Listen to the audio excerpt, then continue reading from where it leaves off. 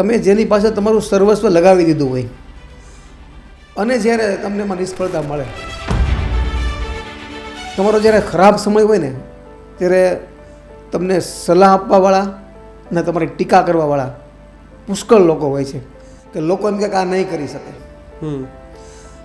આનું કામ નથી. અંગત નજીકના લોકો પણ એવું કહેતા હતા કે ભાઈ આ લોકો સક્સેસ નહીં જાય. ઘણી એવી સમય આવ્યો હતો એવો ત્યારે હું હાવ નાસીપાસ થઈ ગયો હતો. મેં કીધું તું મને ઓળખશો? એ કે ના સાહેબ. તમે ક્યાંથી? મેં કીધું હું સૌરાષ્ટ્રથી. સાહેબ એની આંખમાં છે ને આંસુ આવી ગયા. એને એના મમ્મીને બોલાવ્યા. પાછળ રહેતા હતા એ લોકો, આમ ત્યાં એવું જ હોય બધું ગામડામાં.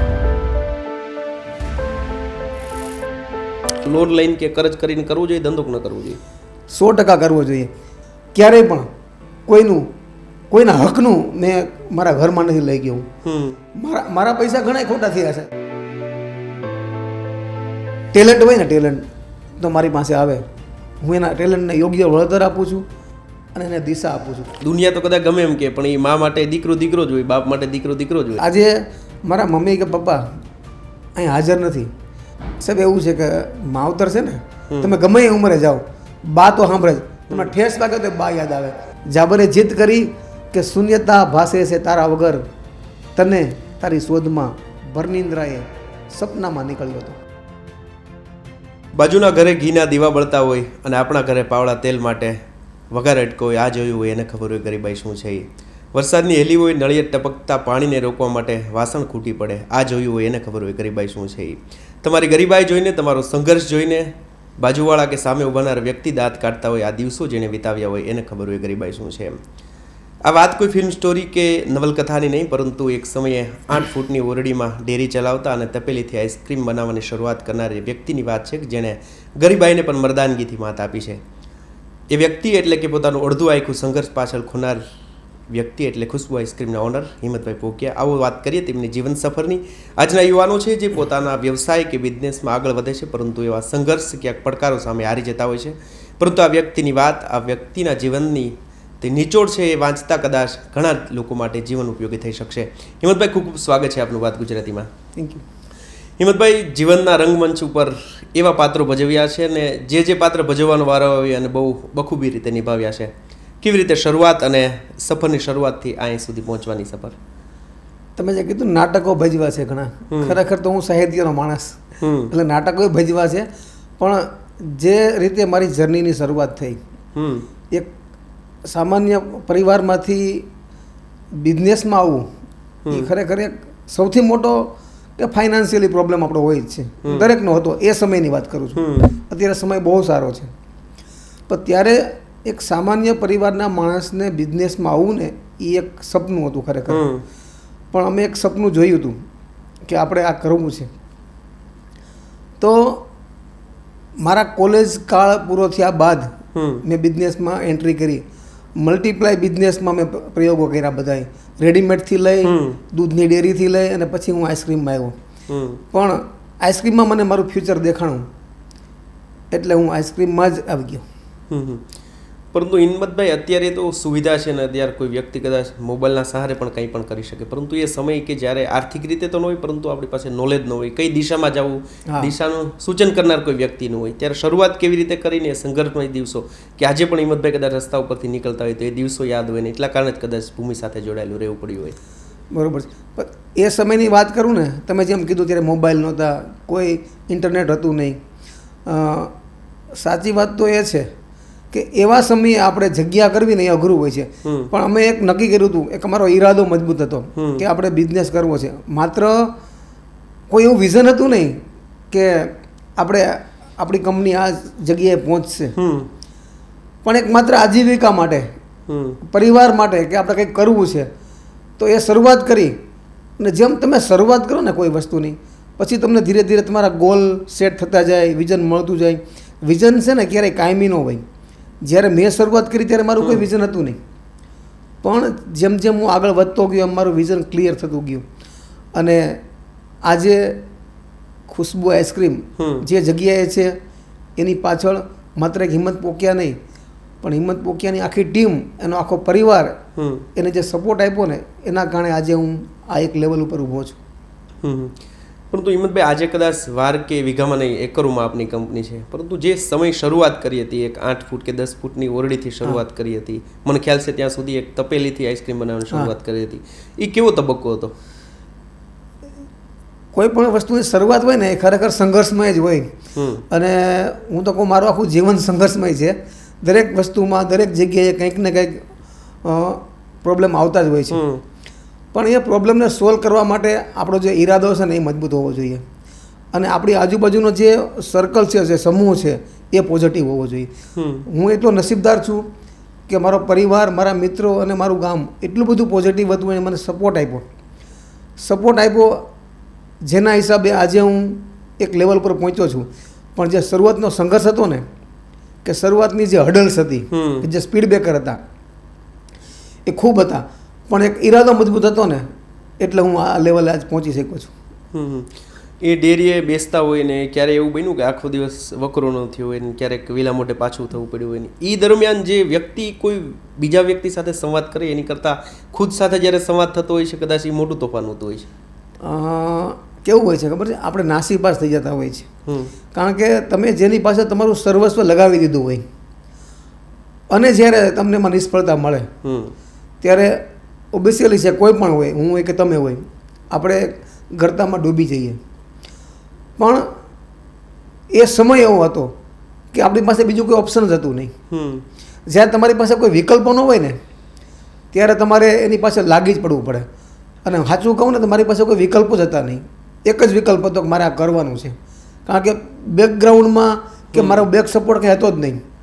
એટલે એક નક્કી કર્યું હતું કે આ કરવાનું છે, અને ગમે એટલી નિષ્ફળતા મળે કે નિરાશ થઈ જાય, પણ એમાંથી ઊભું થવું પડે ને, તો ઊભું થવાની હિંમત મારામાં તે સમયે હતી. અને એ હિંમત મેં કેળવી હતી, એ મારા પરિવારના હિસાબે અને મારા મિત્રોના હિસાબે. મિત્રો, આપણે આમ પણ કહેતા હોઈએ કે તમે કોઈ બગીચામાં છોડ વાવો તો એને પાણી પાતા હોય, પરંતુ જંગલમાં આપમેળે જે ખુશ્બુ આપતા હોય છે, જે પોતાની રીતે ઉગતા હોય છે, એ જ કદાચ દુનિયા સુધી પોતાની ખુશ્બુ પહોંચાડતા હોય છે. હિંમતભાઈ, વાત એ જાણવી છે કે ત્યારે મનમાં ગડમથલ શું ચાલતી, મનમાં વિચારો શું ચાલતા, એમ થાય કે હવે આ નહીં ચાલે તો શું કરવું, એવા ખુદ સાથે એવા ક્યારે સંવાદો થયેલા? જ્યારે શરૂઆત હતી ને, ત્યારે આપણે મારી જે કંપની મેં ચાલુ કરી, ત્યારે જે સંઘર્ષ હતો અમારો અને જે સમસ્યાઓ હતી, સમસ્યાઓ એટલે એકી સાથે સમસ્યાઓ આવે એટલે એકી સાથે આવે. કેવી સમસ્યાઓ એવી કે નાના ટાઉનમાં તો આપણે બિઝનેસની શરૂઆત કરી હતી, ત્યાં પ્રોફેશનલ એમ્પ્લોય ન મળે પહેલાં તો. ઉપરાંત મેઇન તો ફાઇનાન્સનું હોય, તો નાના ગામમાં કોઈ બેન્કો પણ એટલું બધું ધ્યાન આપે નહીં આપને. ઉપરાંત કે ત્યાં કોઈ એવી ટ્રાન્સપોર્ટ એક્ટિવિટી ન હોય, ત્યાં કોઈ કુરિયર સર્વિસ ન હોય. એ સમયે તો મોબાઈલ કે ઇન્ટરનેટ કાંઈ હતું નહીં. આવા સમયની અંદર જે તકલીફો પડતી હતી, એ તકલીફોને પાર કરવા માટે આપણે વન મેન આર્મી બનવું પડતું હોય. ત્યારે તો જે પણ તકલીફો આવે ને, એ મારી પોતાની છે, એ મને ખબર હતી. એ તકલીફો પછી મારે બહાર આવવું જ પડશે. જો હું બહાર નહીં આવું ને તો હું ડૂબી જઈશ ક્યાંક. એટલે તમને ખબર છે ને કે જે ડૂબતો માણસ હોય ને, એને તણખલું હોય તો એને પકડી લેતો હોય. બિલકુલ. તો મારી સ્થિતિ એ સમયે એવી હતી કે મારે આમાંથી બહાર નીકળવાનું જ છે. એટલે કદાચ સાપને પણ દોરડું બનાવીને મારે બહાર નીકળવું હતું, અને એ મેં નીકળવાનો પ્રયત્ન કર્યો અને એમાંથી હું બહાર નીકળી ગયો. કોઈ પણ વ્યક્તિનો સંઘર્ષ હોય ત્યારે, એમના કપરા દિવસો હોય ત્યારે કદાચ બીજા લોકો માટે મજાક બની જતું હોય છે. અને નાના ટાઉનમાં આપણે જોયું છે કે નાનું કામ કરીએ તો લગભગ પૂર્ણા ગામને ખબર હોય કે અહીંયા થયું છે ને, અહીંયા કરવાનું હતું નથી થયું, અથવા તો નથી કરવાનું હતું થયું છે. તો આ જે શરૂઆત કરી તો ક્યારે એવું બન્યું કે લોકો માટે હાસ્યાસ્પદ બની જવાય હોય? તમે જ્યારે છે ને કોઈ ભગીરથ કામ કરતા હોય ને, કે જે મારે કેપેસિટી બહારનું હોય, કે લોકો એમ કે આ નહીં કરી શકે, આનું કામ નથી, આ તો છોકરાઓ કહેવાય. જ્યારે મેં બિઝનેસમાં આવ્યો ત્યારે મારી ઉંમર એવી જ હતી, 20-22 વર્ષની મારી ઉંમર હતી. મારો ભાઈ તો 18 વર્ષનો હતો. ત્યારે લોકો કહેતા કે આ છોકરાઓનું કામ નથી, આ છોકરાઓ ભલે ધંધો ચાલુ કર્યો પણ ચાલશે નહીં. અથવા અંગત નજીકના લોકો પણ એવું કહેતા હતા કે ભાઈ આ લોકો સક્સેસ નહીં જાય, અને લોકોનું કામ જ છે કે કેવો લોકો કા કામ હે કહેના. બિલકુલ. પણ આપણે જે એક ઈરાદો હતો ને, એ ઈરાદાને અમે વળગી રહ્યા હતા. પણ તમે જેમ કીધું ને એમ કે તમારો જ્યારે ખરાબ સમય હોય ને, ત્યારે તમને સલાહ આપવાવાળા અને તમારી ટીકા કરવાવાળા પુષ્કળ લોકો હોય છે. પણ ક્યારેય કોઈ લોકોની ટીકા કે કોઈના ખરાબ જે સલાહ હતી અમે ક્યારેય મગજમાં નથી લીધી. માત્ર ને માત્ર એક વિઝન હતું મારું, માત્ર ને માત્ર એક હતું કે મારે સફળ થવું છે. સફળતા ક્યાં સુધી જઈશ એ મને ખબર નહોતી, પણ એક પેલું નથી કહેતા કે એક રડારમાં હતો હું. બિલકુલ. કે મારે આમાં જ આગળ વધવું છે. તો હિંમતભાઈ, શરૂઆત કરી ત્યારે આ બધો તમારો સંઘર્ષ તમારા પિતાશ્રી માતુશ્રી નજરે જોયેલો? હા. કેવું ત્યારે એ શું કહેતા? કદાચ આ રીતે દુનિયા તો કદાચ ગમે એમ કે, પણ એ મા માટે દીકરો દીકરો જ હોય, બાપ માટે દીકરો દીકરો જ હોય. એ સમય છે ને એવો સમય હતો કે મારા સમયની વાત કરું છું, ત્યારે બધા માવતર હોય ને, મા બાપ, એ એવું કહેતા કે મારા છોકરાને કલેક્ટર બનાવવો છે, મારો છોકરો મામલતદાર બનશે. તે ડૉક્ટરનું કંઈ નહોતું કે મારો છોકરો મામલતદાર બનશે. મારા કાકા, મારા પપ્પાનું કાકા કહેતો, મને કહેતા હતા આ છે ને છોકરો કલેક્ટર બનશે કે. પણ કલેક્ટર બનવું અને બિઝનેસમેન બનવું બેની વચ્ચે ઘણો અંતર હતો. ત્યારનું જે એજ્યુકેશન હતું અમારું એ લેવલનું હતું નહીં, ગામડામાંથી એજ્યુકેશન લીધું હોય. પણ ધીરે ધીરે ઘડાતા મને એવું થયું કે આપણે કંઈક કરવું છે. માત્ર એટલું જ હતું કંઈક કરવું છે, શું કરવું એ પણ ખબર નહોતી, પણ બિઝનેસમાં આગળ વધવું હતું ને મને ખબર હતી. અને પરિવારની અપેક્ષાઓ હોય જ, દીકરાઓ પાસે તો હોય જ ને, પપ્પા અને મમ્મીની અપેક્ષા હોય જ. અને એ લોકોને જે અપેક્ષા હતી એ અપેક્ષા આપને એવું થઈ જાય પપ્પાની જે અપેક્ષા છે મારે પૂરી કરવી જ છે. એના માટે જે કાંઈ કરવું પડે એ કરવાનું છે. પણ જ્યારે મને એવું લાગ્યું કે અમે એક સામાન્ય પરિવારમાંથી છીએ, ખેડૂત, સામાન્ય ખેડૂત અને ખેત મજૂર પરિવાર કયો ને તો પણ ચાલશે. ટૂંકી જમીનની અંદર જે સંઘર્ષ કરીને મારા પપ્પાએ અને મારા મમ્મીએ અમને જે ભણાવ્યા, અને પછી એ લોકોની જે અપેક્ષાઓ હતી ને એની આંખોમાં અમે જોતા હોય, એની ચમક હોય ને જોતા હોય, અને એ આપણી પાસે અપેક્ષા એ રાખતા હોય ને કે આ છોકરો કંઈક કરશે, ત્યારે છે ને બીજું બધું બાજુમાં રહી જાય. બિલકુલ. એક જુનૂન છે ને અંદરથી જાગે કે હવે મારે કંઈક કરવું છે. બિલકુલ. ત્યારે હિંમતભાઈ ક્યારે એવું બનેલું કે કંઈ એવું બનાવ બન્યું, કંઈ વાત થઈ હોય કે ધંધાને લઈને કે કંઈ એવું મુસીબત હોય ને માતુશ્રીના ખોળામાં માથું નાખીને રડી પડ્યા હોય? એવા તો જો દીકરો છે ને એ મા પાસે જ પોતાનું દિલ હળવું કરી શકે. બિલકુલ. અને મા છે ને જે સાંત્વના આપે ને એ દુનિયામાં કદાચ કોઈ મોટિવેશન સ્પીકર પણ ન આપી શકે. બિલકુલ. એનો હાથ માથે હોય ને એટલે તમને કોઈ રોકી ન શકે. અને મારી માએ હંમેશા મને મજબૂત બનવા માટેની એક ટ્રેનિંગ નથી આપી, પણ એક એવો અમને કડક રસ્તે દોરાયા છે એણે. અને હંમેશા અમને એને એકલા જ મૂક્યા છે અને દોડતા શીખવાડ્યા છે કે તમે દોડો. અને હંમેશા જ્યારે અમે ક્યાંય નિષ્ફળ જઈએ ને, અથવા કોઈ અમારો વાંક એવો બન્યો હોય કે ગુનામાં આવ્યા હોય, નાના મોટા જ્યારે બાળકો હોય ત્યારની હું વાત કરું છું, તો હંમેશા અમને ઠપકો આપતા અને સજા પણ આપતા કે ભૂલની સજા આ હોય એમ. એટલે એ જે નાનપણના જે અમને જે આ ટ્રેનિંગ મળી હતી ને ઘરેથી, પહેલાં કેવું થતું કે આપણે અત્યારના છોકરાઓ પડ્યા હોય ને એટલે એને બધા એમ આમ પાલવવા માંડે કે મારો દીકરો ક્યાં પડ્યો, શું થયું, કેમ કરતા પડ્યો હશે. ત્યારે મેં બહાર રમતા પડ્યા હોય ને અને ઘરે આવીને તમને હામુક ના મારતા કે તમે કેમ પડ્યા એમ. ટૂંકમાં એ સમયની જે ટ્રેનિંગ હતી ને એ ટ્રેનિંગ આજે કામમાં આવે છે કે જાતે પડીને જાતે ઊભું થઈ જવું. વાહ, બહુ મોટી વાત છે. ત્યારે તમારા પિતાશ્રી શું કહેતા? આ જે સમય હોય કે ભાઈ કદાચ તમે વ્યવસાયમાં આવ્યા, આજે ઘણા એવા પરિવારો હશે, ઘણા એવા યુવાનો છે, કદાચ કે નાની મોટી નોકરી કરતા હોય તો કદાચ પોતાને નોકરી ન કરવી હોય તેમ છતાં પણ પરિવાર કહેતો હોય કે ભાઈ નહીં કરવું પડશે, પણ તમારે ક્યારે એવું મોકળું મેદાન પિતા તરફથી મળેલું કે ભાઈ તું જે કરે બેસ્ટ હશે? મારા કાકાએ છે ને મને હંમેશા મારી માથે ટ્રસ્ટ જ મૂક્યો, તું જે કરે ને એ કંઈક તો કરે છે એમ. પણ તોય મને એ બીવરાવે ખરા જ એમ કે ધ્યાન રાખજે, આમાં આમ ન કરે, આમ ન કરે, આમ ન કરે, તું ધ્યાન રાખજે. એને એક એ પ્રેમ હોય એનો અંદરથી. બિલકુલ. કે છોકરો ક્યાંક કદાચ કાંઈક ભૂલ ન કરે, અને ભૂલ કરે તો પછી આપણી પાસે કાંઈ છે નહીં, અને મને ખબર હતી ગુમાવવાનું કાંઈ છે જ નહીં, આપણી પાસે હતું જ નહીં કાંઈ. એટલે ડર તો હોય જ બધાને પિતાશ્રીને. પણ મારા કાકાએ મને હિંમત આપી હતી કે તારું નામ જ અમે હિંમત પાડ્યું છે. બિલકુલ. એટલે મને ખબર છે કે તું પાછો નહીં પડે, પણ જ્યાં જાને ત્યાં તારા એથિક્સ છે, ટૂંકમાં જે મારા પપ્પાના જે સિદ્ધાંતો હતા એને તું વળગી રહેજે. અને હંમેશા અમે એ સિદ્ધાંતને વળગી રહ્યા. તમે નહીં માનો, આજની તારીખ સુધીમાં ક્યારેય પણ કોઈના હકનું મેં મારા ઘરમાં નથી લઈ ગયો. મારા પૈસા ઘણા ખોટા થયા છે બિઝનેસમાં, પણ એક પણ રૂપિયો કોઈ મારા વેન્ડરનો કે મારા કોઈ ડીલરનો કે કોઈ મારા કસ્ટમરનો ક્યારે મેં ખોટો નથી કર્યો. કોઈ મારા એમ્પ્લોય હોય, ભલે ને એક જ દિવસ જોબ ઉપર આવ્યો હોય, પણ અમે એને સેલરી આપીએ છીએ. તો એ જે આ બધું છે ને એ પ્રકૃતિમાં હોય. અને એ અમારામાં અંદર ઉતરું છે, મારા કાકાનું અને મારા બાનું. તો એ જે પ્રકૃતિ હતી ને આજે અમારી અંદર છે. અને હું તો કહું છું મને એનો બહુ ફાયદો છે. આજે મારો જે ખુશ્બુ પરિવાર છે ને આખો જે કંપનીમાં, એ આખો પરિવાર એક ખુશ્બુ પરિવાર છે. બિલકુલ. અને કંપનીમાંથી કોઈ એમ્પ્લોયને જવું હોય ને તો એ જઈ ન શકે, કારણ કે અમારો પ્રેમ એને એટલો બાંધ્યો છે. અમે એટલી એને ટ્રીટમેન્ટ આપી છે, એટલું માન આપી, સન્માન આપી છે. અને જે સન્માન જ્યાં મળતું હોય ને બિલકુલ ત્યાં જ પરિવાર ભાવના ઊભી થાય. તમે જે વાત કરી, કદાચ કોઈ વ્યક્તિ તમે જે રીતે કીધું એક દિવસ આવે તો પણ તમે સમજી શકો છો, પરંતુ એની પાછળ એવું કહી શકે તમારો જે સંઘર્ષ છે, તમે એ દિવસો વિતાવ્યા છે એટલે આ વાતથી તમે નજીકથી જોઈ છે, એટલા માટે જ કરી શકાય. હિંમતભાઈ, તમે વચ્ચે પૈસાની વાત કરી કે ભાઈ ઘણા તમારા પણ રૂપિયા ખોટા થયા છે, આ રીતે થયો છે. તો હિંમતભાઈ, આ બધું કરવા માટે સ્વાભાવિક છે, આપણે એટલું બેકગ્રાઉન્ડ ન હોય મજબૂત આર્થિક રીતે, તો ક્યારેય કરજ કરતા બીવે હિંમતભાઈ? નહીં, ક્યારેય નહીં. કરજ કરતા એટલા માટે ન ભાઈ કે આપને આપણી જાત માથે ભરોસો હતો. અને હું જે કરું છું ને એ બેઝિક મારો એથિક્સ છે, એથિક્સ ઉપર કામ કરું છું. અને મને મારી સરહદની ખબર પડી ગઈ હતી. મને મારી પ્રોડક્ટની ખબર, મારી પ્રોડક્ટ ગમે ત્યાં ચાલશે, મારી પ્રોડક્ટ હું ગમે ત્યાં નાખીશ ને ચાલશે, એ મને ખબર પડી ગઈ હતી. કારણ કે લોકો છે ને એ મારી ક્વોલિટી સાથે, એના સ્વાદ સાથે જોડાઈ ગયા છે. એટલે આજે મને ગમે એટલું રિસ્ક લેવું પડે ને તો હું બીતો નથી, કારણ કે મને ખબર છે કે હું એમાંથી બહાર નીકળી જઈશ. એટલે રિસ્ક છે ને હું આજે લઉં છું. અને તમને ખબર છે ગુજરાતીઓની તો એક જોખમ લેવાની બિલકુલ બિલકુલ આદત જ છે, ટૂંકમાં એ તેના બ્લડમાં છે કે રિસ્ક હે તો ઇશ્ક હે. બિલકુલ.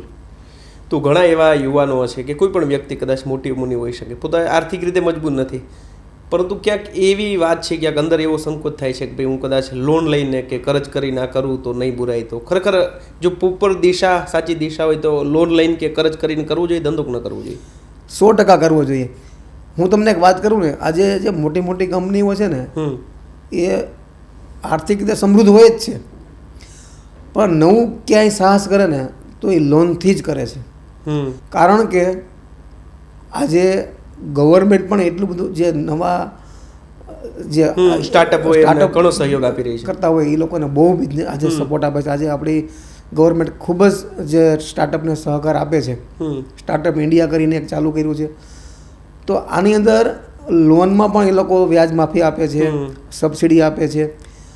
પણ લોનથી બીવું ન જોઈએ. એનું કારણ છે કે તમે જો તમારા રીતે સાચા હોય ને, કે તમને ખબર છે કે હું સાચા રસ્તે જઈ રહ્યો છું, કે મારો બિઝનેસ આ લેવલ ઉપર છે અને મારે આ લેવલ ઉપર લઈ જવો છે, તો હું તો કહું છું બેંકના પૈસાથી જ કરવું જોઈએ.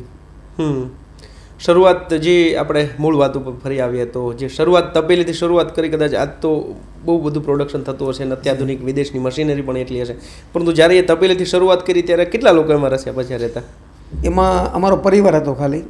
હું હતો, મારા ભાઈ નાના સુરેશભાઈ, મારા વાઈફ અને સુરેશભાઈના વાઈફ. છોકરા ત્યાં નાના નાના હતા હજી. તો અમે 4 લોકોએ શરૂઆત કરેલી હતી. ધીરે ધીરે 1 કારીગર 2 કારીગર એમ કરતાં કરતાં આ છે ને આખી પ્રોસેસ છે. 16-17 વર્ષની જર્નીમાં 1 કારીગરથી શરૂઆત કરેલી હતી મેં. આજે અમારી પાસે 450-500થી વધુ એમ્પ્લોય છે. તો એની પાછળનું એક કારણ એક જ છે કે આપણે જે ફાઉન્ડેશન બનાવ્યું ને એ ફાઉન્ડેશન ઉપર મેં ધીરે ધીરે ચણતા ગયા. સીધી મહેનત નથી બનાવી. બિલકુલ. તો આ એક લાંબી એક પ્રોસેસ હતી, આખી એક જર્ની હતી. તો આમાં દરેક સ્ટેજ ઉપર કે દરેક મોડ ઉપર અમને ક્યાંક ને ક્યાંક તકલીફ પડી હતી. એમાંથી અમે બહાર નીકળતા ગયા અને મારી ટીમ મોટી બનાવતા ગયા. તમે પરિવાર અને પત્નીની વાત કરી. આજે આપણે એ સમયમાં જીવીએ છીએ, કદાચ અત્યારે આપણે ઘણીવાર એવા જોક પણ જોતા હોય, પછી તો લગ્નનો આલ્બમ આવે પહેલાં છૂટાછેડા થઈ ગયા હોય, લોકોના તિરાડો પડવા લાગી છે સંબંધોમાં. તમારા પત્નીનો સહયોગ કેટલો? ખરેખર તો છે ને તમારા ઘરનું જે વાતાવરણ હોય ને એ વાતાવરણ જ તમને સક્સેસ બનાવતું હોય છે. મારા વાઈફ છે ને એકદમ પોઝિટિવ છે. એ કોઈ પણ આફત હોય, સમસ્યા હોય કે ગમે એવી પરિસ્થિતિ હોય એ મજબૂત છે. મારા કરતાં મારા વાઈફ મજબૂત છે. એ આજે હું તમારી સામે સ્વીકારું છું. બિલકુલ. કારણ કે ઘણી એવી સમય આવ્યો હતો એવો ત્યારે હું હાવ નાસીપાસ થઈ ગયો હતો. આપને એવું લાગે કે હવે આપણે શું કરશું એમ. ત્યારે એણે મને હિંમત આપી હતી. અને એ હિંમત છે ને એની આપણે ક્યારેય આપણે એને સામે કે આપણે એના વખાણ ન કરીએ કે તારામાં આટલું તાકાત છે કે તે મને આ એક માનસિક રીતે એક મજબૂત કર્યો છે. બિલકુલ. પણ હંમેશા એની આંખોમાં જોઈને મને એવું લાગે છે કે ક્યાંક ને ક્યાંક દરેક વસ્તુમાં, દરેક પરિસ્થિતિમાં એણે મને જે સપોર્ટ આપ્યો છે ને, અને એણે મને એવું કીધું છે કે તમે કરો, કાંઈ વાંધો નહીં આવે. અને ઘણી વાર મને રોક્યો પણ છે એણે, ઘણી એવી રીતે મને રોક્યો પણ છે કે તમે આ રહેવા દો. અને મને એવું લાગે છે કે જ્યારે જ્યારે મને રોક્યો છે અને હું રોકાઈ ગયો છું ને, એ પણ મને ફાયદામાં હતું. પણ ઓલ ઓવર તમે ગણીએ ને પરિવારનું, તો મારો પરિવાર નાનો એવો છે, 2 જ ભાઈ અને અમારા નાનો એવો પરિવાર છે 4 લોકોનો. પણ એ 4 લોકોએ એક બોન્ડિંગથી અમે કામ કર્યું, એકબીજાના કામ એકબીજા ઉપાડી લેતા. પણ તમે જે વાત કરી ને કે પરિવાર, તો જ્યાં પરિવારમાં એકતા હોય ને, જ્યાં પરિવારનો એક વિચાર હોય, એ પછી બિઝનેસ હોય કે કોઈ પણ વસ્તુ હોય, ક્યારેય પણ તમે એમાં નાસીપાસ નથી થતા. તમારી અંદર પોઝિટિવ ઉર્જા આવે અને હિંમત આવતી જ જાય છે. હિંમતભાઈ, આ તો બધી આપણે વાત કરી એ સમયની વાત છે કે જ્યારે કદાચ આપણે કશું જ નહોતા, શૂન્ય હતું ને આ સર્જન તરફની વાત છે. એ શૂન્ય તરફની વાત હતી. અત્યારે સર્જનની વાત કરીએ તો એક નાની શરૂઆત હતી, પરંતુ આજે ઘણા એવા રાજ્યો છે કે જ્યાં ખૂણે ખૂણે સુધી ખુશ્બુ છે તે પહોંચી છે. કઈ કઈ પ્રોડક્ટ બનાવો છો અને કેવી રીતે લોકો તમારી સાથે જોડાઈ શકે? આજે ઘણા એવા લોકો છે પોતાનું કંઈક કરવું છે સ્ટાર્ટઅપ, તો કેટલા એમની પાસે મૂડી હોય તો તમારી સાથે જોડાઈ શકે, અને કેવી રીતે ડીલરશીપ કે બધું આખું સ્ટ્રક્ચર કઈ રીતે છે આપણી કંપનીનું? અત્યારે છે ને અમારી કંપની એક આખી ચેનલ છે, ડિસ્ટ્રીબ્યુશન ચેનલ છે આખી. એમાં અમારા સુપર સ્ટોકીસ હોય, પછી ડિસ્ટ્રીબ્યુટર હોય અને પછી ડીલર હોય. સુપર સ્ટોકીસ બનવા માટે 60-70 લાખ રૂપિયાનો ખર્ચો હોય, ડિસ્ટ્રીબ્યુટર બનવા માટે 10 લાખનો ખર્ચો થાય, અને ડીલર બનવા માટે 20,000 થી 25,000 રૂપિયાનો ખર્ચો થાય. ખાલી 25,000? હા. સામાન્ય પાર્લર બનાવવું હોય તો 51,000થી લઈ અને 3 લાખ સુધીના પાર્લરો અમે બનાવીએ છીએ અત્યારે. પણ આ આખું નેટવર્ક બનાવવા માટે છે ને, અમે જે અમારી શરૂઆત હતી ત્યારથી, તમે સમજો ને કે કોઈ નવી બ્રાન્ડ લઈને આજે માર્કેટમાં આવે, તમે જેમ વાત કરી કે સ્ટાર્ટઅપ જે હોય એ લોકો શું કરે આમાં, કે ચેનલ કેમ બનાવવી જોઈએ. બિલકુલ. તો સ્ટાર્ટઅપ જે તમારું હોય ને, કોઈ નવી કંપની હોય, નવી બ્રાન્ડ હોય, આજે માર્કેટમાં હજારો બ્રાન્ડ હશે આઈસ્ક્રીમની. બિલકુલ. તો ખુશ્બુ આઈસ્ક્રીમને લોકો કેમ પસંદ કરે, એ તમને પ્રશ્ન થશે શા માટે, કે તમે શા માટે જગ્યા કેમ કરી. તો અમે છે ને શરૂઆત છે ને એ નાના ટાઉનથી કરી હતી. કારણ કે સિટીમાં છે ને આજે મોટી કંપનીઓનો પોતાનો દબદબો હોય જ છે, પણ શરૂઆત છે ને અમે નીચેથી કરી. નીચેથી અમે ઉપર આવ્યા છીએ, સીધા સિટીમાં નથી આવ્યા કે મોટા સેન્ટરમાં નથી આવ્યા. અમે ગામડાની અંદર અમારું માર્કેટ અમે ડેવલપ કર્યું. પહેલાં અમે ગામડાના રાજા બન્યા, પછી ટાઉનમાં આવ્યા, કે ટાઉનમાં અમે અમારો દબદબો બનાવ્યો, અને હવે અમે સિટીમાં તરફ જઈ રહ્યા છીએ. તો અમે નીચેથી ઉપર તરફ આવ્યા. કારણ કે જ્યારે તમારી નવી બ્રાન્ડ હોય ને, જ્યાં કોમ્પિટિશન હોય ને ત્યાં નહીં જવાનું, જ્યાં જગ્યા ક્યાં ખાલી છે. અમે એવું નક્કી કર્યું કે જગ્યા ખાલી ક્યાં છે ત્યાં પહેલાં આપણું સ્ટેન્ડ બનાવીએ. બિલકુલ. ત્યાં અમે મારો પાયો બનાવ્યો અને મજબૂત પાયો બનાવ્યો. આજે તમે જાઓ ને અંતરિયાળ ગામડામાં જાઓ, ગુજરાતના નહીં, રાજસ્થાન, મહારાષ્ટ્ર કે MP, કોઈ પણના તમે અંતરિયાળ ગામડામાં જાઓ ને તો ત્યાં ખુશ્બુનું બોર્ડ માર્યું છે, ત્યાં ખુશ્બુનું આઈસ્ક્રીમ વેચાતું હશે. મને ઘણી વાર કહેતા હોય કે તમારું અમદાવાદમાં એટલું બધું નથી કે મોટા સેન્ટરમાં. હવે અમે ધીરે ધીરે ત્યાં મારું પગ પેસારો કરી રહ્યા છીએ. કારણ કે મારો જે બેઝ હતો ને એ નાના સેન્ટરથી ટાઉનથી ગામડા સિટી સુધીનો હતો. એટલે અમે આજે સફર છે ને પૂરી કરવા તરફ જઈ રહ્યા છીએ. હવે અમારા 2 વર્ષની અંદર અમે ગુજરાતના તમામ મોટા મહાનગરો છે ને એમાં ખુશ્બુનું એક અવેલેબિલિટી અમે એ રીતે ઊભી કરશું, લોકોની અંદર અવેરનેસ ઊભી કરશું કે બ્રાન્ડ શું છે, પ્રોડક્ટ શું છે. પણ એના માટે પહેલાં પાયો મજબૂત કરવો પડે. કોઈ પણ જે સ્ટાર્ટઅપ હોય સીધું આપણે એવું કહીએ કે ભાઈ સીધા આપણે 11મા માળ 12મા માળે, પણ પહેલાં પાયો મજબૂત કરવો પડે. બિલકુલ. તો અમે છે ને પહેલાં અમે આ સ્ટ્રક્ચર મજબૂત અમારું બનાવ્યું, અને હવે ધીરે ધીરે અમે અમારી જે ઇમારત છે ને એને ચણતા જઈએ છીએ. બિલકુલ. અને પાયો મજબૂત હોય એ જ ઇમારત કદાચ લાંબા સમય સુધી ટકી શકતી હોય છે. અત્યારે હિંમતભાઈ કેટલી વેરાયટી બનાવો છો, કેટલી પ્રોડક્ટ તૈયાર કરો છો? અત્યારે 200થી વધુ પ્રોડક્ટ અમારી ખુશ્બુ આઈસ્ક્રીમમાં છે. આ ઉપરાંત ફ્રોઝન ફૂડ કે pizza, garlic bread, samosa, paratha, એવી 22 પ્રકારની પ્રોડક્ટ અમે બનાવીએ છીએ. અને એ ફ્રોઝન પ્રોડક્ટ છે ને એ લગભગ અમે બલ્ક ચેનલમાં વેચીએ છીએ. આજે ગુજરાતની મોટામાં મોટી જે ફ્રેન્ચાઇઝીઓ છે એમાં અમારી સપ્લાય છે અત્યારે. અને હંમેશા અમે એવું જ નક્કી કર્યું હતું કે આપણે રિટેલિંગ કરતાં બલ્કમાં કેમ જવું એમ. કારણ કે જ્યારે બિઝનેસનો ગ્રોથ મોટો કરવો હોય, તમારે ટર્નઓવરમાં રમવું હોય ને તો બલ્કમાં જ જવું પડે. એટલે અમારું આજની તારીખમાં અમે એક અમારો માઇન્ડ સેટ સ્થિર જ છે, સેટ જ છે કે આપણે બિઝનેસ કરવો છે તો બલ્કમાં જ કરવો છે. તો આજે અમે જે હોલસેલ બિઝનેસ અમારો છે, જે એ રિટેલ કરતાં વધુ છે. હમ હવે ધીરે ધીરે અમે રિટેલમાં આવી રહ્યા છે. રિટેલ એક બ્રાન્ડિંગ માટે જરૂરી છે, બિલકુલ. તો રિટેલમાં અમે હવે ધીરે ધીરે આવી રહ્યા છીએ.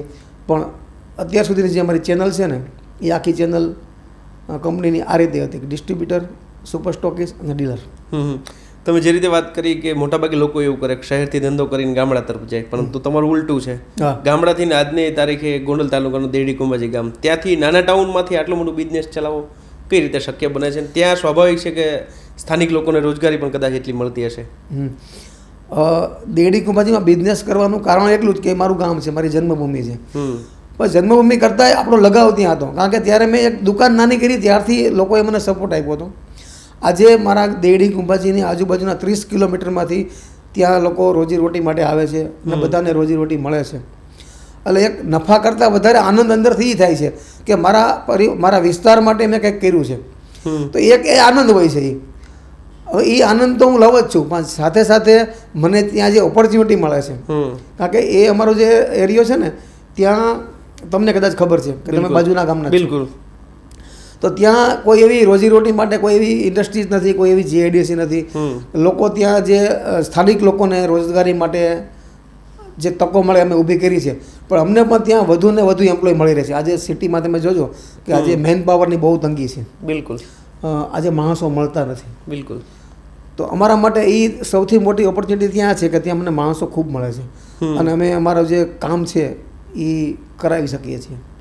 હિંમતભાઈ જે રીતે વાત કરીએ, કોઈ આ સ્ક્રિપ્ટેડ ઇન્ટરવ્યૂ નહીં, પરંતુ ગોખેલી વાતો નહીં, એમના જીવનને જે છે.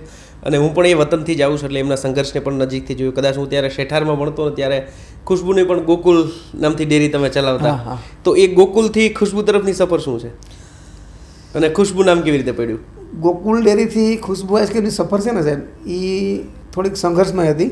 પણ જ્યારે આપણે શિફ્ટ થવું હોય ને, જ્યારે આપણે ટર્ન લેવો હોય, ત્યારે આપણે અમુક છોડવું પડતું હોય, અમુક વસ્તુને અમુક લોકો નવી વસ્તુ અપનાવવી પડતી હોય. તો એ અઘરું તો હોય જ છે, પણ એક નક્કી કર્યું હતું કે આપણે એક આ બિઝનેસમાં જવું છે.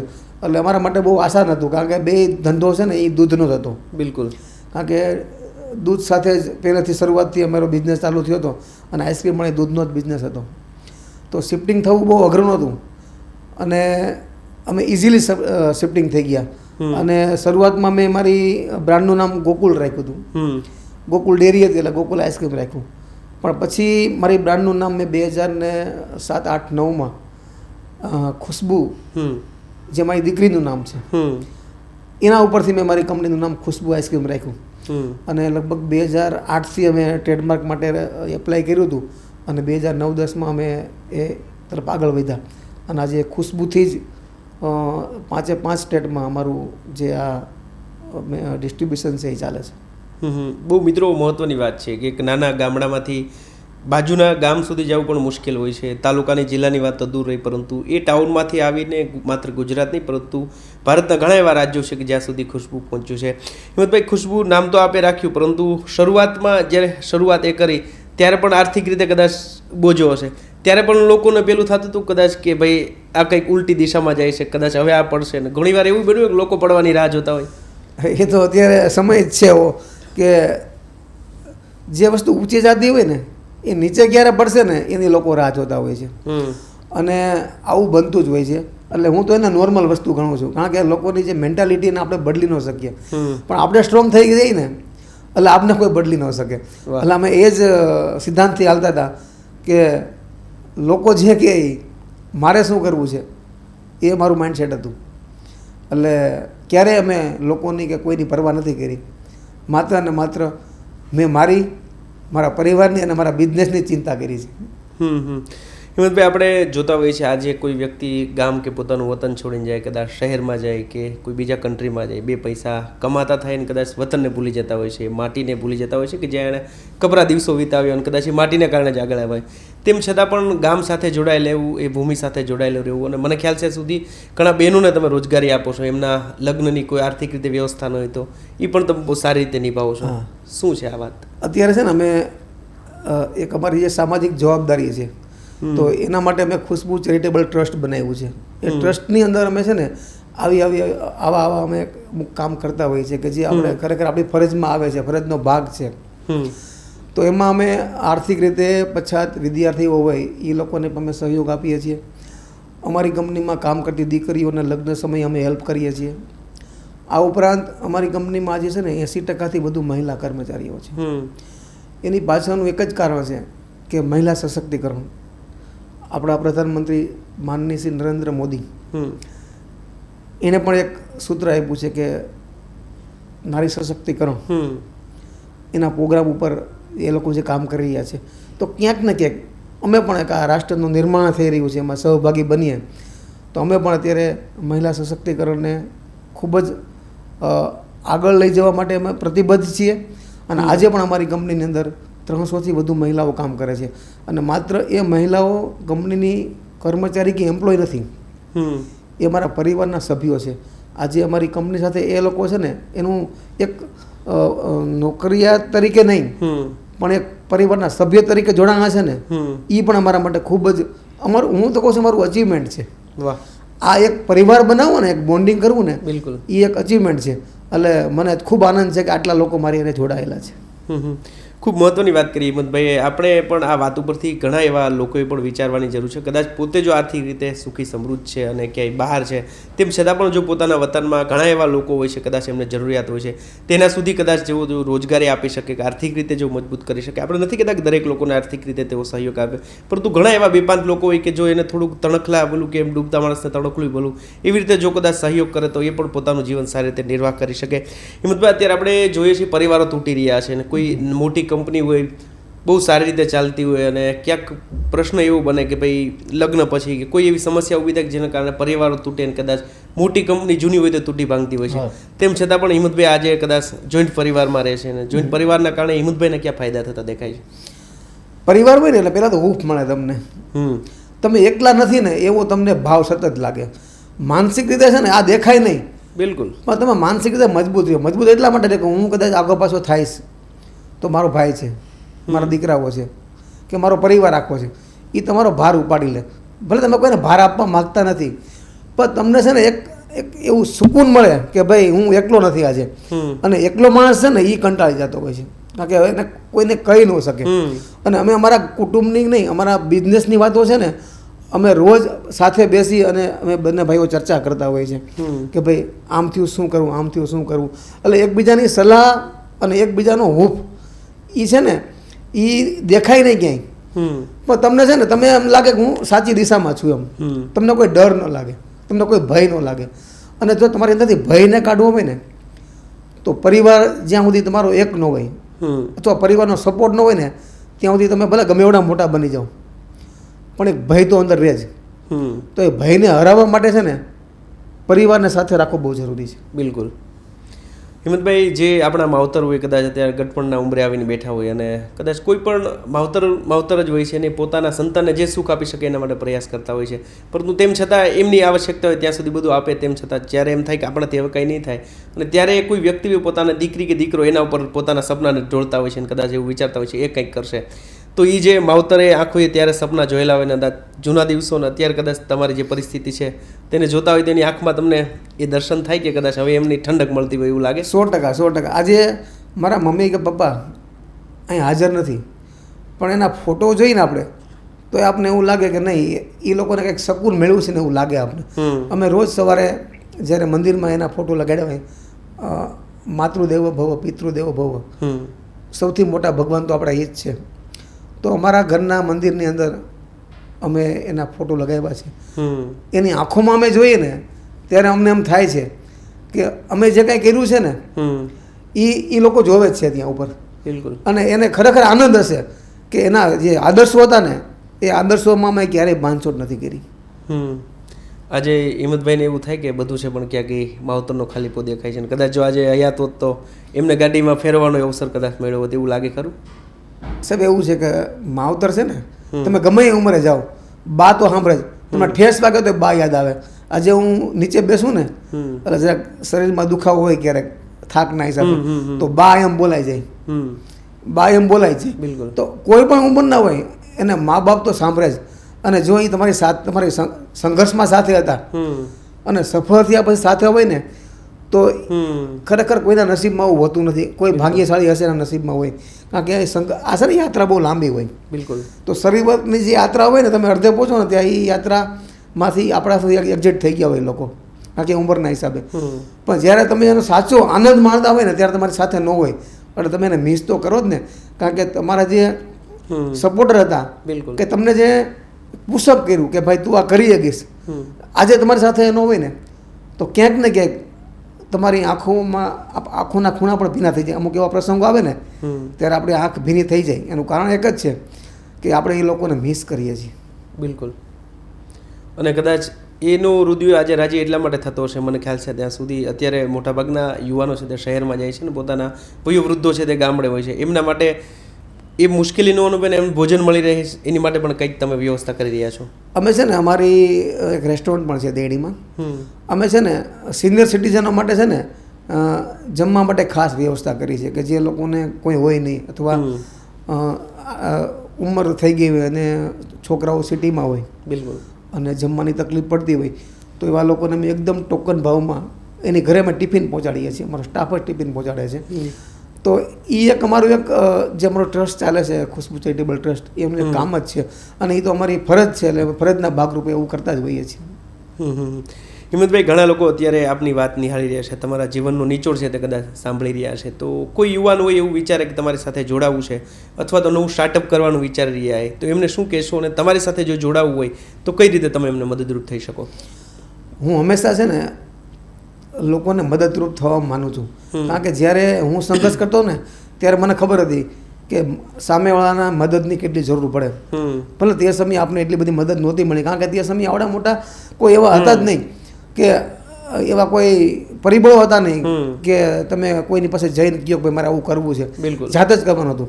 પણ આજના જે યુવાનો છે જેને આગળ વધવું છે, મેં મારા ગામના ઘણા યુવાનોને અલગ અલગ જગ્યાએ બિઝનેસમાં લગાવ્યા છે. મારા પરિવારના મેં કેટલા લોકોને બિઝનેસમાં લગાવ્યા છે. મારા ગામના છોકરાઓને બિઝનેસમાં મેં લગાવ્યા છે. મારા જ બિઝનેસમાં મેં એ લોકોને પુશઅપ કર્યા છે. બિલકુલ. ટેલેન્ટ હોય ને ટેલેન્ટ તો મારી પાસે આવે. હું એના ટેલેન્ટને યોગ્ય વળતર આપું છું અને એને દિશા આપું છું. મને ખબર છે કે આ છે ને આ મને આનંદ છે, આ મને એવો કરવાનો શોખ છે આ કે કોઈ લોકોમાં જે ટેલેન્ટ છે ને તો એને આગળ લઈ જવું છે મારે. આજે મારી કંપનીમાં તમે નહીં માનો કે જે લોકો સામાન્ય એમ્પ્લોય તરીકે આવ્યા હતા, લેબર તરીકે આવ્યા હતા, એ આજે કંપનીમાં મેનેજરો બની ગયા છે. શા માટે? કે હું લોકોને ઓળખું છું, ટેલેન્ટ ઓળખું છું કે ભાઈ આ લોકોની અંદર કંઈક છે તો એને બહાર કાઢવું પડે ને. બહાર કાઢવું ને એ એક કલા હોય છે અને ઈશ્વરની મહેરબાની કહેવાય કે આપણી અંદર એવું છે કે આપણે લોકોને ઓળખી શકીએ છીએ. તો આજે ઘણા લોકોને મેં અલગ અલગ જગ્યાએ બિઝનેસમાં લગાવ્યા છે અને આવું કરતાં કરતાંય આપને આમાં અપયશ પણ મળતો હોય, ઘણીવાર આનો અપયશ પણ મળે છે. મને ઘણા કે આવું ન કરાય કે આમાં એ કે છેલ્લે કે બધુંય તારી માથે જ આવે છે. પણ મને ખબર છે કે આ એનો ભાગ જ એક છે. એમાં 20% લોકો એવા હોય પણ 80% અંદર ફાયદો મળે છે ને. અને હું આ મારું કામ છે ને એ એક મારા ફરજના ભાગરૂપે જ કરું છું કે આપણા જે હોય આપણા નજીકના હોય કે જે મને ઓળખે છે એવું નહીં મારા પરિવારના હોય, મને જે ઓળખે છે મારી પર જેને ટ્રસ્ટ છે ને એને 100% હું વિશ્વાસથી કામ કરાવું છું અને વિશ્વાસથી એને હું આગળ વધારું છું. અને આજે ઘણા એવા છોકરાઓ છે કે આજે સારી જગ્યાએ જોબ કરે છે, સારી જગ્યાએ એ લોકો પોતાના ડેપો ચલાવે છે અને સારી જગ્યાએ એક અમારી કંપનીના એક સારી પોસ્ટ ઉપર કામ કરી રહ્યા છે. મિત્રો, સ્ક્રીન ઉપર નંબર આવી રહ્યો છે, તમે હિંમતભાઈની ટીમનો સંપર્ક કરી શકો છો. તમારા વિસ્તારમાં કદાચ ખુશ્બુને પહોંચાડવું છે અથવા તો કોઈ પણ રીતે તમારે એમની સાથે એમની ટીમ સાથે જોડાવવું છે તો વાત કરી શકો છો.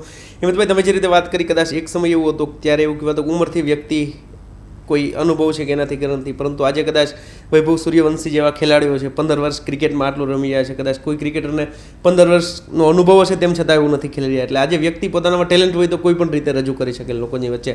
એક વાત ખાસ મારે કહેવી છે કે વચ્ચે તમે કે ભાઈ અલગ અલગ આપણે ફ્લેવરના આઈસ્ક્રીમને બધા આવતા હોય છે, પરંતુ તમારું જે ભક્તિમય છે અથવા તો તમે જે રીતે કોઈ ભક્તિમય વાત સાથે કે ભગવાન સાથે તમારી આસ્થા જોડાયેલી છે કે ભાઈ અલગ અલગ ફ્લેવરના તો આઈસ્ક્રીમ જોઈએ, પરંતુ સત્યનારાયણની કથામાં જે આપણે પીરસાય છે પ્રસાદ એનું કંઈક આઈસ્ક્રીમ બનાવ્યો છે. લોકોનો ટેસ્ટ છે, લોકોનો ટેસ્ટ પારખતા મને આવડી ગયું છે. લોકોને છે ને ખરેખર તો આપણી જે ઓથેન્ટિક આપણી જે પરંપરાગત જે વાનગીઓ છે એ લોકોને એનો બહુ ક્રેઝ હોય, ગાંઠ પણ હોય. તો તમે આપણું જે મોહનથાળ છે, સત્યનારાયણ ભગવાનની પ્રસાદી આપણે બહુ જ ભાવે, તમે જાઓ ત્યારે. તો મને એવું લાગ્યું કે આપણે આનો આઈસ્ક્રીમ બનાવીએ. તો એના આઈસ્ક્રીમ માટે મેં R&D કર્યું અને સત્યનારાયણ ભગવાનનો સેમ પ્રસાદ ડિટ્ટો અમે આઈસ્ક્રીમમાં એનું કન્વર્ઝેશન કર્યું અને તમને એવું લાગે કે હું સત્યનારાયણ ભગવાનનું આઈસ્ક્રીમ જ ખાઉં છું. વાહ.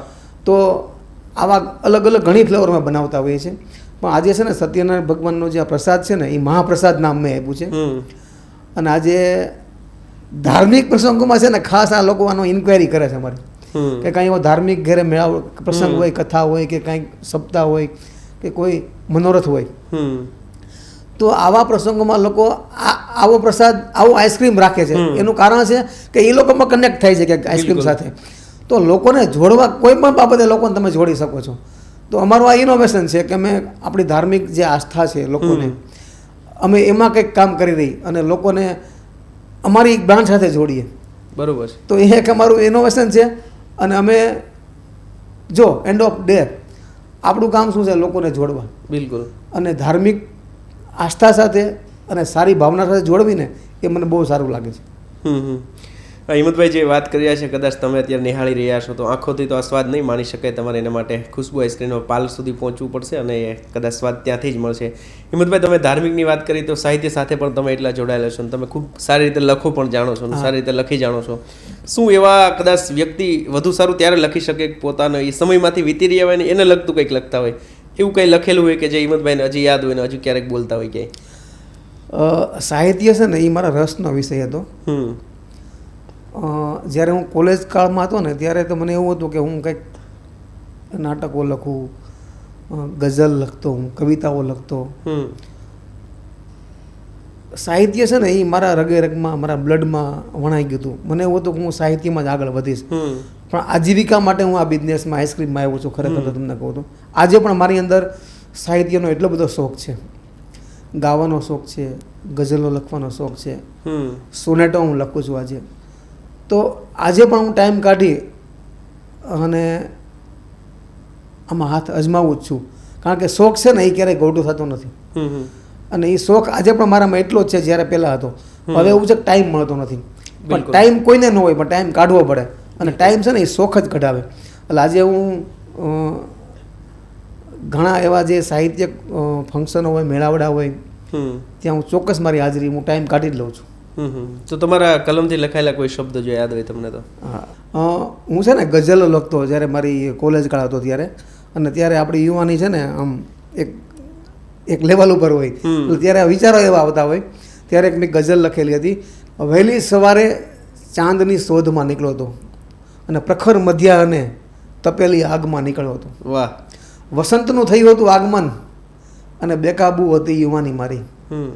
કોઈ માસૂમ ચહેરાની તલાશમાં નીકળ્યો હતો. વાહ. જાબરે જીત કરી, જાબર મારું તખલ્લુસ છે, મારું ઉપનામ છે, કે જાબરે જીત કરી કે શૂન્યતા ભાસે છે તારા વગર. જાબરે જીત કરી કે શૂન્યતા ભાસે છે તારા વગર, તને તારી શોધમાં ભરનિંદ્રાએ સપનામાં નીકળ્યો હતો. વાહ વાહ. હિંમતભાઈ, ઘણા એવા યુવાનો પોતાનું એજ્યુકેશન પૂરું કર્યું છે અથવા તો અંતિમ તબક્કામાં છે અને ક્યાંક ઘણા એવા યુવાનો છે કે અત્યારે પોતાનું નવું કંઈક વિચારી રહ્યા છે પરંતુ નોકરી છોડાતી નથી, ધંધો થઈ શકતો નથી. એવા યુવાનને કંઈક સંદેશ આપશો? मंजिलें उन्हीं को मिलती है जिसके सपनों में जान होती है. पंखों से कुछ नहीं होता, हौसलों से उड़ान होती है. વાહ વાહ. બિલકુલ. તો આવા જે સ્ટ્રગલર યુવાનો છે એનું એટલું જ કહીશ કે ધીરજ, પેશન્સ એ કોઈ પણ બિઝનેસ હોય કે કોઈ પણ સંબંધ હોય એની પાયાની ચાવીરક ભૂમિકા છે. તો જ્યાં સુધી તમારી અંદર પેશન્સ નહીં હોય, ધીરજ નહીં હોય, ત્યાં સુધી આપણે સફળ થવામાં ખૂબ જ વાર લાગે. કારણ કે આ છે ને એક આખી પ્રોસેસ છે. તો એ પ્રોસેસ માટે પેશન્સ જરૂર છે. તો આજના યુવાનો કે આજના જે જેનજી એ લોકોને ખાસ એટલું કહેવાય કે સ્પીડ ઓછી કરો અને સાવચેતીથી જો ગાડી ચલાવશો ને તો ક્યારેય અકસ્માતનો ભય નહીં રહે. બિલકુલ. કદાચ તો જ આ અકસ્માતથી બચાઈ શકે. અને અત્યારના યુવાનો કદાચ રીલના જીવનમાં રિયલ જીવન કદાચ ભૂલી ગયા છે. એમના માટે કદાચ આ હિંમતભાઈના શબ્દો ઉપયોગ થશે. હિંમતભાઈ, અંતિમ સવાલ છે. ઘણી વખત વ્યક્તિને કોઈ માટે પ્રેમ હોય તો ક્યારેક પ્રગટ ન કરી શકે, વ્યક્ત ન કરી શકે. તો આપે જે વાત કરી આપના સંઘર્ષ અને સફળતા સુધી આપના પત્ની સાક્ષી રહ્યા છે, સાથે રહ્યા છે. કદાચ એમને તમે રૂબરૂ ન કહી શકો પણ આ માધ્યમથી કદાચ તેઓ સાંભળી રહ્યા છે તો એમને શું કહેવા માગશો અંતિમ? એને મારે કંઈક કહેવાની જરૂર ન હોય, એ મારી આંખોમાંથી રોજ વાંચી લે છે. કારણ કે એને ખબર હોય કે આ ક્યાં છે. હું ઘરે બેઠો હોય ને વિચારતો હોય ને તો એને ખબર હોય કે હું ક્યાં છું એવું. એટલે એટલો બધો પ્રેમ જ્યારે પતિ પત્ની વચ્ચે હોય ને ત્યારે કહેવાની બહુ જરૂર નથી હોતી. આ બધું આંખોથી કામ હાલતું હોય કે આંખોથી લેવું શું કામ, હવે બોલવું નથી. તો હવે અમે જીવનના એવા એક મુકામ ઉપર પહોંચી ગયા છીએ, એવા એક મોડ ઉપર પહોંચી ગયા છીએ કે અમારે એકબીજાને કંઈ કહેવું હોય ને તો આંખોમાં જઈને સમજી જઈએ છીએ. તો એ પ્રેમની પરાકાષ્ઠા જ છે. અને મેં મારી પત્નીને જિંદગીમાં ક્યારેય જાહેરમાં આઈ લવ યુ નથી કીધું. વાહ. પણ આજે કહું છું આઈ લવ યુ. વાહ વાહ. હિંમતભાઈ, મેં પણ જોયું છે ઘણા એવા સ્ટાર્ટઅપ થતા હોય વળી પાછા બંધ થઈ જાય. તમે જ્યારે આ શરૂઆત કરી આ ફિલ્ડમાં જ્યારે આવ્યા આઈસ્ક્રીમમાં, ત્યારે પણ ઘણી કંપનીઓ આપની સાથે શરૂ થઈ હતી. તો કદાચ ઘણા આજે કદાચ દેખાતા પણ નથી, તેમ છતાં પણ હિંમતભાઈ તેમની વચ્ચે અડીખમ છે. શું કારણ હોઈ શકે? જે સમયે હું આઈસ્ક્રીમ ઇન્ડસ્ટ્રીઝમાં આવ્યો ને જ્યારે મેન્યુફેક્ચર લાઇનમાં, ત્યારે ઘણી કંપનીઓ હતી. આ બધી કંપનીઓ છે ને એ એક વેલ એસ્ટાબ્લિશ કંપનીઓ હતી. લોકો એને એક બ્રાન્ડ તરીકે જોતા હતા. એ સમયે અમારું આવવું એટલે થોડુંક અમારા માટે અઘરું તો હોય, કઠિન હોય છે. પણ અમે છે ને તે સમયે શું કર્યું કે આ લોકો છે ને એ મોટા સેન્ટર સુધી જ આઈસ્ક્રીમ આપતા, કે નાના ટાઉન સુધી એ લોકો આવતા નહીં. ત્યાં જગ્યા ખાલી પડી હતી. મેં તમને પહેલાં વાત કરી એમ કે જે ખાલી જગ્યા હતી ને અમે એનો ઉપયોગ કર્યો. ત્યાં અમે એકવાર સેટ થઈ ગયા. લોકોને ટ્રસ્ટ આવી ગયો કે આ બ્રાન્ડ તો આગળ સુધી જશે. ધીરે ધીરે અમારી આ બ્રાન્ડ છે ને એ સિટી તરફ જઈ ગઈ. પણ ક્યારે કે અમે જ્યારે જગ્યા ખાલી હતી ત્યારે અમે આગળ આવ્યા. અને હું તમને કહું ને કે આ જે મોટી બ્રાન્ડ હતો ને એને લોકોને આઈસ્ક્રીમ ખાતા શીખવાડ્યું. આ બધી મોટી કંપની, બહારની કંપનીઓ છે ને એ આઈસ્ક્રીમ બહુ, એનું આઈસ્ક્રીમ છે ને બહુ રેટની વાત કરું તો આપણા રેટ કરતાં બહુ કોમ્પિટિટિવ રેટથી વેચતા એ લોકો, બહુ ઊંચા રેટથી વેચતા. ત્યારે આઈસ્ક્રીમ ખાવું છે ને એ આપણા માટે, સામાન્ય પરિવાર માટે કે તે સમયે એમ લાગતું કે આ બહુ લક્ઝરી પ્રોડક્ટ છે. પણ આ લોકોએ છે ને 10 રૂપિયામાં આઈસ્ક્રીમ વેચવાનું ચાલુ કર્યું અને લોકોને આઈસ્ક્રીમ ખાતા શીખવાડ્યા. તો એ ટાઉન લગીને તો આવી ગયા પણ નાના ગામડા સુધી પહોંચી ન શકતા. અમે એ સિલસિલો ત્યાંથી આગળ વધાર્યો કે અમે ગામડાના લોકોને આઈસ્ક્રીમ ખાતા શીખવાડ્યું, પછી ટાઉનમાં આવ્યા અને પછી સિટીમાં આવ્યા. એટલે અમારી જર્ની છે ને એમ આગળ પાછળ ઉલટ થતી રહી. એ લોકો આવ્યા અમે ત્યાં ગયા. તો આ એક આખું ચક્ર છે આઈસ્ક્રીમનું. તો એમાં અમે છે ને ક્યાંક ને ક્યાંક સેટ થઈ ગયા. એટલે ખરેખર તો જે તે સમયે આઈસ્ક્રીમનો એક આઈસ્ક્રીમની પરાકાષ્ઠા, ટૂંકમાં સમજો ને, આઈસ્ક્રીમ લોકો ખાતા ક્યારે થયા કે આઈસ્ક્રીમ સસ્તું થયું. અને સસ્તું આઈસ્ક્રીમ કરવાનો જે લોકોને શ્રેય આપું છું એમાં અમે ક્યાંક ને ક્યાંક જોડાઈ ગયા. પણ આજે ગામડાનું માર્કેટ છે ને, તમે નહીં માનો, સિટી કરતાં આજે જે ટાઉન છે એનું માર્કેટ બહુ મોટું છે. બિલકુલ. આઈસ્ક્રીમનું. તો આજે અમે જે એરિયામાં છીએ ને ત્યાં અમે ખૂબ સારું માર્કેટિંગ કરી શકીએ છીએ. હિંમતભાઈ, તમે જે વાત કરી એમાં 5 રૂપિયાની પણ તમારી કોઈ પ્રોડક્ટ હશે તો એમાં નફો શું વધે? અને ક્યારેક એવું થાય કે પણ એ ચલાવવું પડે? મેં તમને પહેલાં એ વાત કરી હતી કે 5 રૂપિયાની પ્રોડક્ટ વેચવી ને એ આજની મોંઘવારીના સમયમાં બહુ અઘરું જ છે. પણ અમુક વસ્તુ કેવી હોય છે કે એ ચલાવવી પડતી હોય છે. આજે ખુશ્બુ આઈસ્ક્રીમ 5 રૂપિયાવાળી કુલ્ફી પણ બનાવે છે. તમે વિચારો 5 રૂપિયામાં આપણે શું આપી શકીએ? બિલકુલ. એનું પેકિંગ છે, આટલા લોકો, એનું પેકેજિંગ છે, એનું રો મટીરિયલ છે, આજે દૂધના એટલા બધા ભાવ, મિલ્ક પાવડરના એટલા બધા ભાવ, ટ્રાન્સપોર્ટિંગ એટલું મોંઘું થઈ ગયું છે. તો કઈ રીતે એને આપણે સર્વાઈવ કરી શકીએ? પણ અમે છે ને ત્યાં નફો નથી જોતા. આજે 5 રૂપિયામાં પણ અમે એવી જ પ્રોડક્ટ આપીએ છીએ, એવી જ ક્વોલિટી આપીએ છીએ, એવી જ ગુણવત્તા આપીએ છીએ કે જે અમે 50માં આપતા હોય. સાઈઝ નાની આપીએ છીએ કારણ કે મને ખબર છે કે મારી 5 રૂપિયાની કુલ્ફી છે ને નાના બાળકો ખાવાના છે. બિલકુલ. તો હું સાઈઝને નથી મહત્ત્વ આપતો, પણ હું છે ને ક્વોલિટીને મહત્ત્વ આપું છું. અને એમાં પૈસા કમાવાની તો કોઈ વાત જ નથી. પણ એક સાયકલ ચલાવવા માટે અમારે બનાવવું પડતું હોય છે. અને નફા કરતાંય આમાં જે સંતોષ મળે છે ને કે એક નાનો બાળક જ્યારે 5 રૂપિયાની કુલ્ફી ખાતો હોય અને એના ચહેરામાંથી જે ખુશી હોય ને એ ખુશી જ અમારો નફો છે. કારણ કે 5 રૂપિયાની વસ્તુ વેચવીને અને એક નેટવર્કથી, એક ચેનલથી પહોંચાડવી એ બહુ અઘરું છે આજે. પણ અમુક એવી વસ્તુ હોય છે કે જે કરવી પડતી હોય છે અને અમે કરી રહ્યા છીએ. અને તો જ કદાચ એ 5 રૂપિયાની પ્રોડક્ટ ગરીબના ઝૂંપડા સુધી પહોંચતી હોય. કદાચ એના જો વધારે ભાવ હોય ના પણ પહોંચે ત્યાં. હા. તો એ અમારા માટે એક સૌથી મોટું એક અંદરથી આનંદ આવે છે કે નહીં, આપણી પ્રોડક્ટ છેવાડાના ગામડા સુધી જાય છે. નફો કે નુકસાન એ 2 નંબરની વાત છે. અને તમે સાચું કહું ને કે હું 8 વર્ષ સુધી મેં આઈસ્ક્રીમ બનાવ્યું ને ત્યારે મેં કોસ્ટિંગ જ નથી કાઢ્યું કે આમાંથી શું મને મળે છે. નથી કાઢ્યું એનું કારણ એમ છે કે ભાઈ એમાં આત્મસંતોષ તો મળે છે ને, પૈસા તો બાય પ્રોડક્ટ છે, આવવાની જ છે. જ્યારે તમારો ગ્રુપ બનશે, જ્યારે તમારી પાસે મોટો વર્ગ બનશે, જ્યારે ફોલોઅર તમારા બનશે, ત્યારે ઓટોમેટિક પૈસા આવવાના છે. તો અમે ક્યારેય શરૂઆતમાં કે અમારી જે સ્ટાર્ટિંગમાં નફાને ક્યારેય મહત્ત્વ નથી આપ્યું. હું ક્યારેય કોસ્ટિંગ કાઢવા બેઠો જ નથી. એ કોસ્ટિંગ ઓટોમેટિક તમારી પાસે આવતું જાય છે. બિલકુલ. અને પ્રમુખ સ્વામી મહારાજ જેમ કહેતા હોય કે બીજાના ભલામાં જ કદાચ આપણું બને. હિંમતભાઈ, તમે જે રીતે વાત કરી, પરંતુ આ વ્યવસાય તમારો એ રીતનો છે, આઈસ્ક્રીમ હોય કે દૂધની વેરાયટીઓ છે, કદાચ અમુક સમય સુધી અમુક જગ્યાએ વસ્તુ પહોંચવી જોઈએ, નકર કદાચ આખી વેસ્ટ થઈ જાય. તો ક્યારે એવું બને કે એવી રીતે નુકસાન સહેવાનો વારો આવ્યો હોય?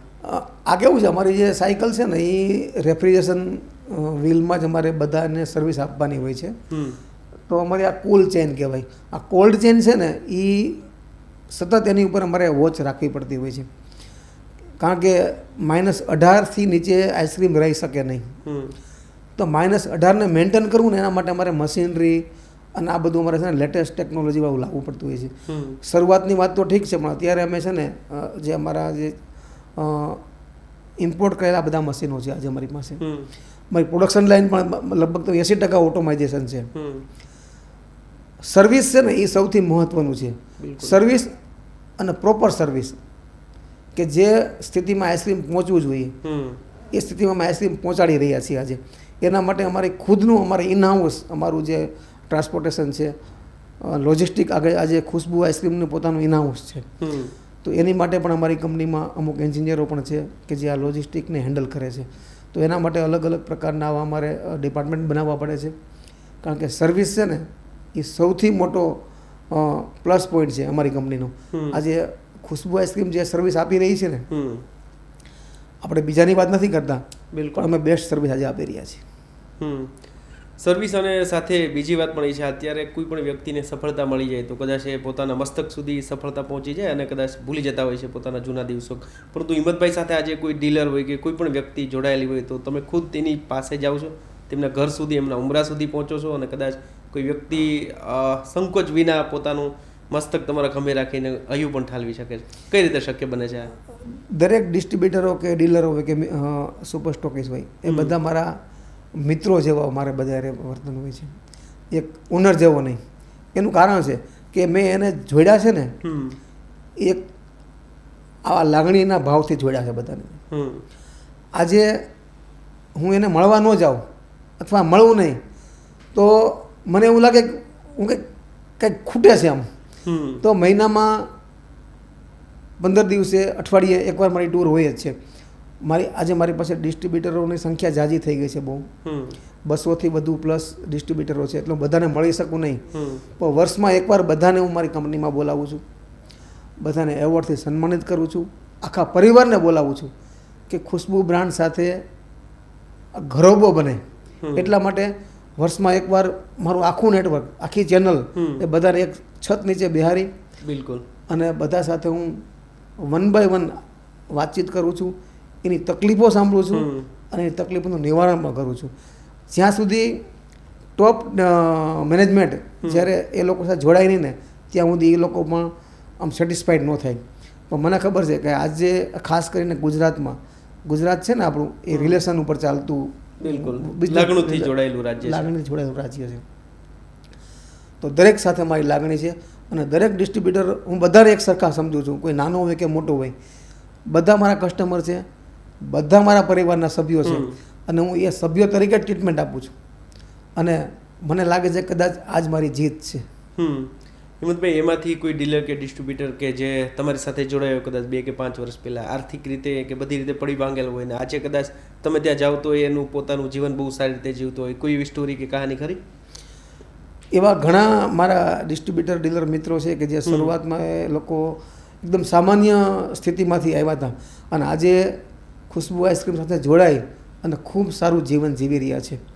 એટલે એ લોકોનો જે પેલો હોય રિસ્પેક્ટ હોય, એ રિસ્પેક્ટ કંપની પ્રત્યે વધે છે. ભાઈ આ કંપનીના હિસાબે આજે આપણે બધા આ જગ્યાએ પહોંચ્યા છીએ. ત્યારે હું એને એક જ કહું છું કે તમારા હિસાબે આજે અમે આગળ વધીએ છીએ, કારણ કે તમે માલ વેચશો નહીં તો અમે બનાવશું કઈ રીતે. બિલકુલ. તો આજે એ બધા એક ચેનલ જ છે, એકબીજા વગર અશક્ય નથી. અને મારો તમને એક અનુભવ કહું કે મને ખુદ હું મારા પોતાથી એટલો બધો મોટિવેશન થયો. એક એવો પ્રસંગ બની ગયો હતો. બિલકુલ. કે હું છે ને એકવાર ટૂરમાં ગયો હતો, વેપારી બિઝનેસ ટૂરમાં. તો વલસાડ અને વાપીની વચ્ચે છે ને એક અંદરનો રસ્તો જાય છે. હું જતો દમણ ત્યાંથી જી માર્કેટિંગના કામથી. તો ત્યાં અમે ગાડી ઊભી રાખી અને મારી ટેવ એવી છે કે મારી ગાડીમાં છે ને પાછળની ડેકી આખી ગિફ્ટની ભરેલી હોય. હું કોઈ મારા ડીલરને જોઉં નાની ડીલરને તો ત્યાં જાઉં અને ઓળખાણ કરું અને ડીલરને કંઈક નાની મોટી ગિફ્ટ આપું અને એક રિલેશન બોન્ડ કરું એની સાથે. અને એ લોકોને પણ મજા આવે કે ભાઈ કંપનીના ઓનર અમને મળવા આવ્યા હતા. તો એક એવી દુકાન હતી, એક પાણી બાજુમાં ચાની કેટલી હતી અને એક પાનનો દુકાન હતી અને એક ફ્રીજ પીડ્યું હતું ત્યાં ખુશ્બુનું. એટલે મેં બ્રેક મારી ગાડીની, પણ ડ્રાઈવરને ઉભા હતા. એટલે હું ગયો, મેં કીધું આઈસ્ક્રીમ આપો ને. એટલે એ લોકોએ મને, હું પહેલાં અજાણું કહું કે ભાઈ એ લોકો શું સમજે છે ખુશ્બુ બ્રાન્ડને, એના વિશે શું, બિલકુલ એને ફિલિંગ કેવું છે એ જાણવા માટે. એટલે એણે મને, મેં તો ખુશ્બુ ક્યાંનું, મેં અમે પૂછ્યું એને. મને કે આ ગુજરાતની સૌરાષ્ટ્રની કંપની છે. કે મેં કેવું, મને કે એક નંબર ભાઈ. એ ભાઈ સેલ્સમેન એવો હતો ને મને મજા આવી. એ કે એક નંબર પ્રોડક્ટ. એ કે નો ભાવે ને તો પૈસા પાછા. વાહ. એવું એણે મારી બ્રાન્ડ માટે બોલ્યું. એટલે મેં કેન્ડી લીધી. મેં પછી એને કંઈ નહીં કે હું ખુશ્બુમાંથી આવું છું. મેં કેન્ડી ખાધી. પણ કેમ સાહેબ? મેં કીધું બહુ મજા આવી. મને કે મારો કોણ ટ્રાય કરો, એક મારો બાહુબલી કોણ ટ્રાય કરો. મેં કીધું હું છે ને આમ દમણ જાઉં છું, રિટર્નમાં પાછો આવીશ ત્યારે એ ટ્રાય કરીશ. એ કે સાહેબ આવજો જો. મને તો ઓળખતો નહોતો. હું રિટર્નમાં પાછો ત્યાં આવ્યો અને મને એને કોણ ખબર આવ્યો. મેં કે હજી એક કેન્ડી ખાઓ મારી સ્પેશિયલ ખુશ્બુ. મેં એ કેન્ડી ખાધી. કેમ? મેં કીધું એક નંબર. એટલે મને કે જોયું સાહેબ કે, એટલે એ બ્રાન્ડ વિશે મેં વખાણ કરવામાં. મેં કીધું તું મને ઓળખશો? એ કે ના સાહેબ. તમે ક્યાંથી? મેં કીધું હું સૌરાષ્ટ્રથી. એ કે તો તમે ખુશ્બુ આઈસ્ક્રીમ ઓળખો? મેં કીધું હું ખુશ્બુ આઈસ્ક્રીમનો ઓનર છું. સાહેબ એની આંખમાં છે ને હર્ષના આંસુ આવી ગયા. એને એના મમ્મીને બોલાવ્યા. પાછળ રહેતા હતા એ લોકો, આમ ત્યાં એવું જ હોય બધું ગામડામાં. તો એને પપ્પાને મમ્મીને બોલાવ્યા, મારી સાથે ફોટા પડાવ્યા. પછી મેં એને ગિફ્ટ આપી. અને એ જે રાજી થયો છે ને, એ વ્યક્તિ, એ ડીલર જે રાજી થયો છે અને ફોટા પડાવ્યા અને એને મમ્મીને પપ્પાને કીધું કે આપણા સેટ છે. સાહેબ આવું જ્યારે બનાવ બને ને ત્યારે છે ને આપણે સેલ્ફ મોટિવેશન થાય કે આપણે કંઈક કરી રહ્યા છીએ ને એમાં વેલ્થ છે. એટલે મને આ પ્રસંગ ખૂબ યાદ આવે છે. કારણ કે જ્યારે હું ત્યાં ગયો ને ત્યાર પછી હું આ ઘણી જગ્યાએ મારો પ્રસંગ કહું છું કે ભાઈ મારી બ્રાન્ડની વેલ્યુ છે ને ત્યાં છે. બિલકુલ. અને આ મારી બ્રાન્ડની તાકાત છે એવું મને અંદરથી ફીલ થવા માંડ્યું. એટલે આ પ્રસંગ મને બહુ યાદ રહી ગયો છે.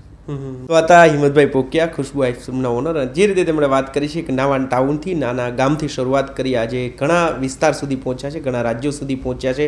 ઘણા યુવાનોએ આ વાત સાંભળી હશે ને તેમના માટે કદાચ જીવન માટે યોગ્ય દિશા નિર્દેશ થઈ શકે, તેમના જીવનમાં કંઈક આ વાતો ઉપયોગ થઈ શકે. તેમનો જે સંઘર્ષ રહ્યો છે, અત્યારના યુવાનો જે સંઘર્ષ બાળીને ભાગી રહ્યા છે ને તુરંત જે સફળતા પાછળ દોટ મૂકે છે, કદાચ એમણે જે રીતે વાત કરી કે પાયો જો મજબૂત હશે તો ઇમારત મજબૂત થશે. તમારે પણ કોઈ પણ રીતે એમની સાથે જોડાવવું હોય, કોઈ પણ રીતે તેમની સાથે વાત કરવી હોય, એમનો ટીમનો સંપર્ક કરવો હોય તો વાત કરી શકો છો. આવી જ કંઈક વાતો સાથે મળતા રહીશું અને ફરી મળીશું વાત ગુજરાતી પર.